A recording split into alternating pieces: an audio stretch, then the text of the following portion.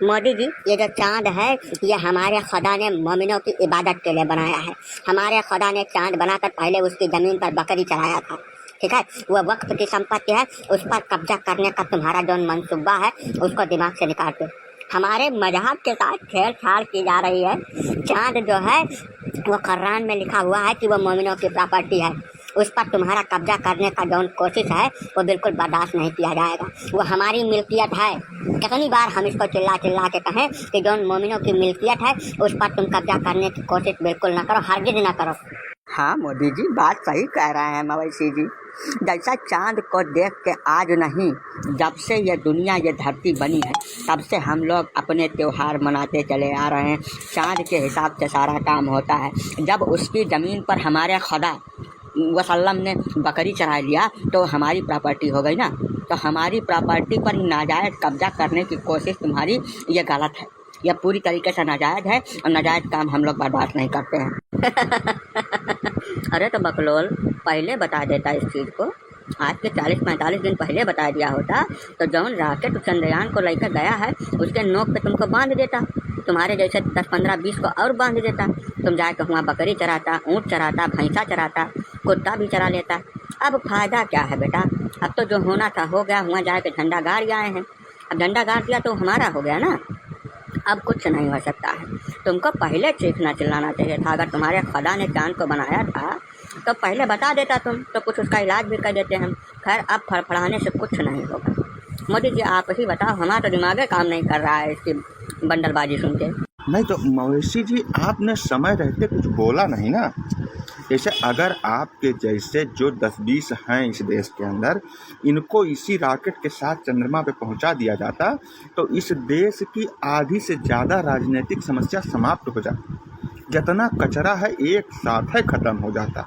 समय रहते आप बोलते नहीं हैं, समय निकल जाता है तो पें पें चिल्लाना चालू कर देते हो। अब तो जो होना था हो चुका है, अब बोल के कोनो फ़ायदा नहीं। अब तो हम वहाँ पर बस्ती भी बसाएंगे, मंदिर भी बनाएंगे। एक बेहतरीन चंद्रदेव का मंदिर वहाँ पर बनेगा, उसकी व्यवस्था में हम लगे हुए हैं। 2024 की सरकार आ जाए, वहाँ पर मंदिर बन के तैयार हो जाएगा, ठीक है। तो ये लिए अब कोई फायदा नहीं है, समझो नहीं समझो। गजब की जबरदस्ती। अरे हम कह रहे हैं हमारे खुदा ने उस चांद को बनाया, उस पर बकरी चढ़ाया तो वो हमारा हो गया। कितनी बार एक ही चीज़ को चिल्लाना पड़ेगा? माइक लगा के चिल्लाएंगे तब सुनोगे क्या? है जो चीज़ हमारे खुदा ने बनाया वो हमारा है, उस पर काहे के लिए कब्जा करो? कैसा मंदिर बना दोगे? जबरदस्ती है क्या? ऐसा है मवेशी जी, ये मूठ के कब्जा करने वाली जौन प्रथा थी वो मुगलों के साथ समाप्त हो चुकी है। जौन कुछ तुम करते चले आ रहे हो वो भी धीरे धीरे कोर्ट कचहरी के माध्यम से समाप्त होता चला जा रहा है। समझ में आ रही बात की नहीं? ऐसे ये तो गलत है ना कि कहीं पर तुम मूत दो उसके बाद बोलो कि वो हमारी जगह है। तो ये वाला कानून अब ख़त्म हो गया भैया। फर्जी पटकने से कोनो फायदा नहीं, पटकते पटकते कट जाएगा तुम्हारा। अब तुम कुछ नहीं कर सकता। हाँ, सूरज का मिशन चल रहा है, L1 चलना है, सितंबर में जाना है। अगर तुमको वहाँ जाने की तैयारी है, मतलब दिमाग में ऐसा कुछ आ रहा है, तो तुम हमसे संपर्क में रहना, वैज्ञानिकों के साथ कर देंगे तुमको बांध के रॉकेट से और फटाक से यहाँ से कर देंगे वो, ठीक है। और रास्ते में चंद्रमा के ऊपर उतारते हुए तुमको चला जाएगा। तो उसके बाद तुम वहाँ बकरी चराना, बकरी पालना, बकरी काट के खाना, जो तुम्हारा मन कहे वो कर डालना। अभी थोड़े दिन प्रतीक्षा करो, सितंबर अक्टूबर के आसपास ये प्रोग्राम चालू होने वाला है, ठीक है।